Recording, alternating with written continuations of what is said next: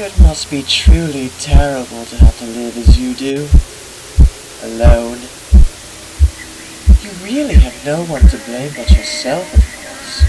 I hope you realize that. Tell me, how much blood was that? How much?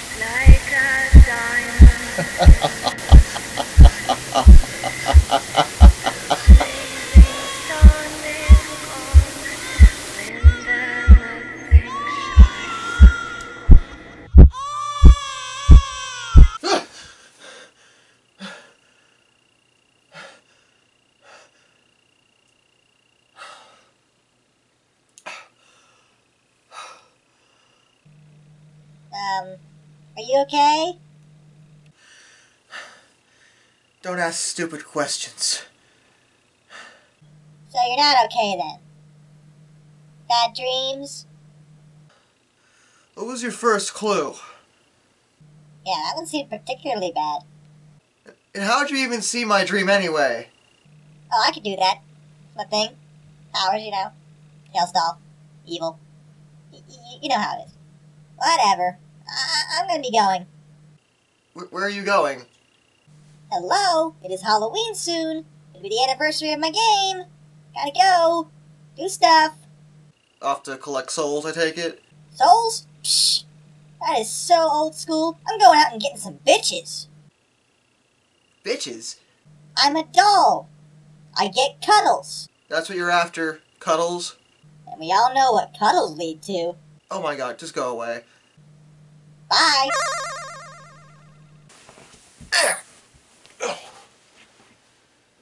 I'm getting too old for this. Have I changed things? Still I fear the answer's no. In this fucked up world in which I feel lost and alone. All this hate that I feel for you, my one true enemy. Once was blind, but now I see. It makes me question why do we choose to live this way? I try to free my mind from what's not meant to be. It makes me question why.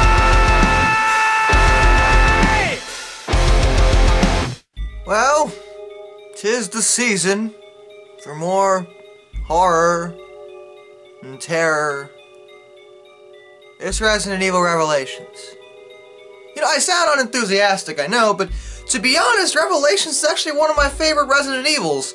Mostly because they really tried hard to bring back what made the first games good and leave out a lot of the action. Oh, there's still action elements in this game, don't get me wrong, and it's still done with the over-the-shoulder view introduced in Resident Evil 4, but they tried to make it feel more like a survival horror game again. It's not really about running and gunning as it would become in 5 and God help you 6. Ugh. 6. The setting is appropriately spooky. The characters you play as are mostly Chris and Jill, which may sound familiar to you, and really a lot of the game feels a lot like the first Resident Evil. Almost to the point of straight up copying it, and I don't want to bash the game, I don't, because I like it, but a lot of elements are taken, like, wholesale from the first game, and I'm sure they're meant as references, but I feel like the game came off as a little unoriginal as a result. Playing the Resident Evil HD re-release and immediately playing this, I'm just like, wait, I've seen this before, because I have. It was in the first game. A lot of it was. Not all of it, but a lot of it. And I guess I just feel like this game is playing it very safe. It's doing things that are familiar, and at the time of this game's release, because remember, it came out at first on the 3DS, we kind of needed that kind of refresher. This was well before the HD re-release. And even the Wii U port, which is where this footage comes from, it still came out well before, you know, the HD re-release. So it's not like we had seen these elements recently when the game was first out. But again, while it serves as a throwback, I felt like, you know, they could have done more to sort of make this game feel more distinctive. Like, are we so out of ideas that we can't make an original survival horror game in this day and age? Can we not think of, you know, new ideas? You know, You know what I'm saying? Anyway, getting into specifics here, there really isn't too much to go into. A lot of the game centers around the idea of using the touchscreen interface, which I would show you, but I can't record that part. It's on the, you know, the Wii U controller and everything. But, you know, but the interface is actually pretty nice and is used to solve certain puzzles throughout the game. And yeah, there are actually puzzles in this game. My issue with them, with the exception of a few, is that many of them are incredibly easy, to the point of straight up giving you the answer. The game tries to write home the idea that, you know, this is survival horror and you have to walk around and figure stuff out, and that there's backtracking, and there is. However, everything is guided. Everything you do is guided. It's not like the first Resident Evil in this regard, where you could wander around for fucking hours in that game and still not have any idea what you were trying to do. In this game, however, everything is very linear. The game doesn't outright tell you where to go, but it might as well have.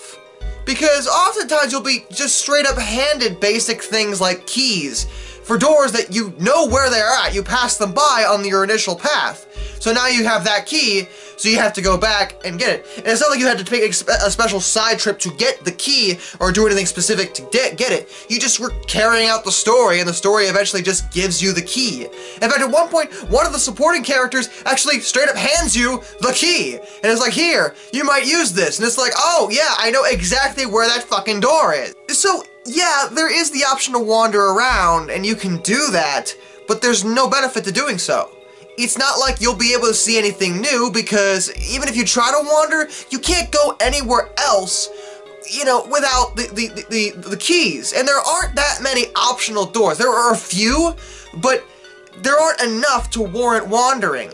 Everything is very linear. So it's a lot like the newer games in that regard, and maybe that was done to try to handhold newer players, but I personally felt a little insulted by this, because again, I prefer the classic style of, you know, trying to figure things out and using my brain, and there was really none of that in this game. Even the puzzles were pretty basic even when they weren't.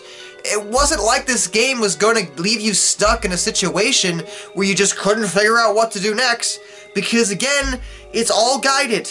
It's all in its direction. The only thing I noticed that this game does do right when it comes to a horror game is that ammo is actually pretty scarce. There are times in this game where I actually straight up ran out of ammo. Enemies don't go down that easily, even if you shoot them in their weak points. So you end up wasting quite a few bullets, and you can run out of ammo. There were plenty of situations where I actually ran, because I either ran out of ammo or was so low that I didn't want to risk wasting any more. And a lot of newer horror-style games don't do that. It's all about combat now. In this game, they still retain the element that sometimes you want to run. Sometimes it's much better than actually fighting everything, because you're not, you know, frickin' Master Chief. You're just someone with a gun.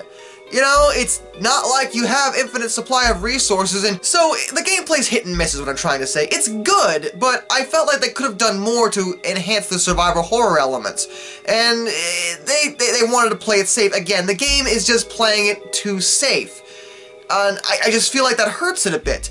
Again, I love the game, don't get me wrong. It's still one of my favorite Resident Evils, but I feel like they could have done more. Sound is actually hilarious to me. But not for the reasons you'd think. Because the musical scores are actually quite good, as you might expect from a Resident Evil game. It's the voiceovers that have a problem, and it's not because of the acting. Because a lot of people do this. They'll say, oh, this game has bad voice acting, when it's not really the acting that's the problem. It's the script the actors were given. And that's a classic case of that right here in Resident Evil Revelations. Because this script is some of the most stilted lines I've ever seen, and everything feels so forced. The characters are always trying to be overly dramatic all the time, and like, you know, oh, we're gonna go into the depths of hell. And it's trying way too hard all the time to be hardcore and foreboding and, you know, deep, and because it tries so hard, it ends up becoming fucking hilarious, especially towards the end. because it almost comes off as a parody of the concept of this way. Because there's no balance between taking it seriously and this overly dramatic tone. It feels like it's making fun of itself, and the worst part is it's not. It's meant to be taken seriously, but it's just impossible at some points because of how stilted the dialogue comes off as. The graphics, however, are actually really good and have held up quite well, I feel, over time. They'd already looked good on the 3DS, and they did a little bit of scaling up to make it look decent on the Wii U. I still don't think it looks as good as it could, but I understand that cutting corners kind of happens whenever you're scaling up a portable game to a home console. They did a good enough job that it's going to look decent and you'll be happy with it, but there are a few occasions, mostly in terms of, you know, outside of main characters, basically everyone who's not named Jill, kind of looks a little rough around the edges, as if they didn't spend as much time smoothing them out and making them look halfway decent. On a smaller screen, you don't notice half this stuff, but when you scale it up, it becomes a problem. And they did do some work to inhibit that, but there are times where you're gonna notice it. The game does look beautiful, though, overall. Water effects are great, which is good, because we're rolling with an aquatic theme, and Jill is looking...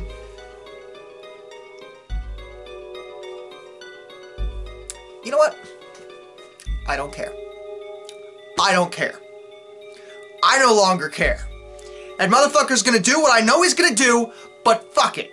Jill is looking sexy as all hell. Damn you! Well, if you're gonna start blatantly asking for it, you're just making this not fun anymore. It's too easy now. I am going to kill you. What are you rumbling about now? I said I am going to kill you!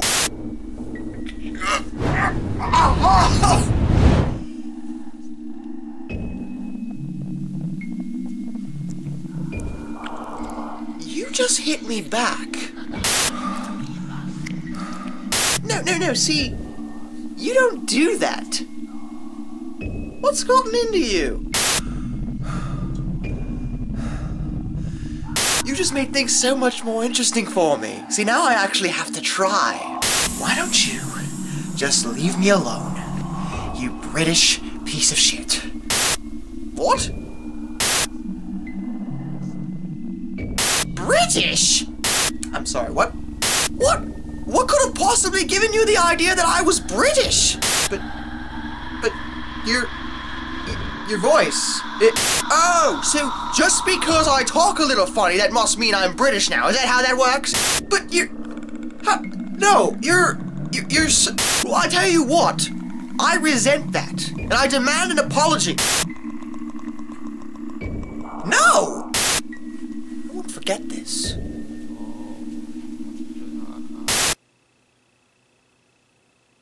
Well, that happened. Anyway, getting back into other elements, the story is actually where the game starts to bother me a lot. Like I said, gameplay is fine, hit or miss, but, you know, fun enough to keep you going. The graphics are good, the sound is alright, but it's the plot that really bothers me, and not for the reasons you'd think. I mean, we have this whole thing with the T-Abyss virus. It's basically a waterborne version of the T-virus. That's essentially what it is. Which, alright, that's actually kind of a neat idea. It's, you know, they're still using the T-virus, but it's a nice throwback, and taking the T-virus and making it waterborne, you know, brings about a whole new possibilities for it. I mean, if it affects aquatic life in more specific ways or does, you know, different mutations, you know, you could work with that sort of thing. Although I will point out that it's not like the T-virus was incapable of affecting aquatic life. I mean, you had frickin' Neptune in the first game, the giant great white shark. Anyone remember that? No, just me? Okay, anyway. But I guess here they made a much better strain, because let's be honest, Neptune was just a big shark. And that was it. Overly aggressive, but a big shark. Here, the mutations are far more interesting and do far more disturbing things, I would argue, in terms of what it does, because these aren't zombies, these are mutants. I mean, they're undead still, I guess, technically, but the mutations they undergo are far, far greater than what the normal T-virus was capable of, at least in terms of human beings. But see, here's my thing. Resident Evil has always had this problem, where they don't really understand how viruses are supposed to work. In the first game, it was okay because the mutants you dealt with were intentionally infected in the lab, And the original T-virus, I guess, could only be spread through the bites. So, alright, fine, it's only saliva-based, which is a little weird. But, you know, that's fine, it's a zombie thing. And it got away with that for a while, but now we're dealing with a waterborne version of it. And the thing about that is that means it can spread through water, infected water. And you might be saying, well, why don't you just avoid water? Well, to begin with, there is water fucking everywhere on this place. Alright? That's the first thing. And we can clearly see through cutscenes that it's not just getting bitten by one of these creatures. You put the virus in the water, and it infects them. It affects them quite quickly, actually. There's a boss fight later in the game, where it's this gigantic tentacle monster thing. Like, it's huge. It's at the frickin' stern of the ship, I think, or was it the bow? I don't remember. But you know, its thing is huge, and Jill and Chris have to shoot it from a helicopter. Like, it's a big climactic boss fight. Great fight, actually. You know, overall. There's just one problem. They kill the thing, and there's blood, and it's bleeding all over the place, all in the water. And these two are just like, yeah, we got him. We stopped the virus. And I'm sitting here like, no, you didn't. You did nothing, in fact. You stopped that one creature, that's dead. But you didn't stop the virus is in the creature's blood. It would be in all the creature's blood. It's everywhere now. You made it bleed into the water. And I understand having to kill the thing, but the virus is now free in the water, where it is at its strongest. This is something the game refuses to acknowledge. As if, oh, just killing the monster kills the virus. No, that's not how that works. If you get sick with the common cold and someone shoots you in the head, does that mean they can't get the common cold? I mean, I would rather have the common cold than getting shot in the head. That's probably a terrible example. My point is that just because you kill the thing it's infecting does not mean the virus is therefore deceased as well. In fact, it is quite the opposite in many cases. Why do you think stuff like Ebola got so bad? It spread mainly through the interaction between dead bodies. A lot of diseases do it that way. Most diseases can spread through blood, and there's blood all over the place. And I know I'm probably thinking way too much about this because the fucking video game, and it's Resident Evil, and they always played fast and loose with science, but I just feel like this is way too glaring of a problem to ignore. And for the main characters whose sole job it is to stop these viral outbreaks to completely ignore. As if, oh, well, you know, we killed the monster so the virus is dead. No, it's not! The Mediterranean Sea is about to be red with the dead bodies of fucking everything. Like, Jesus Christ. But despite that flaw, the game is pretty good, actually. I would recommend it for any Resident Evil fan. It's definitely way better than what they've been doing with the main series franchise lately. I mean, at the time it felt like a breath of fresh air for me, because I wasn't a big fan of most of the games past 4. I kind of liked 5 for the co-op, but, you know, when 4 came out, I was just like, eh. I wasn't wild about it.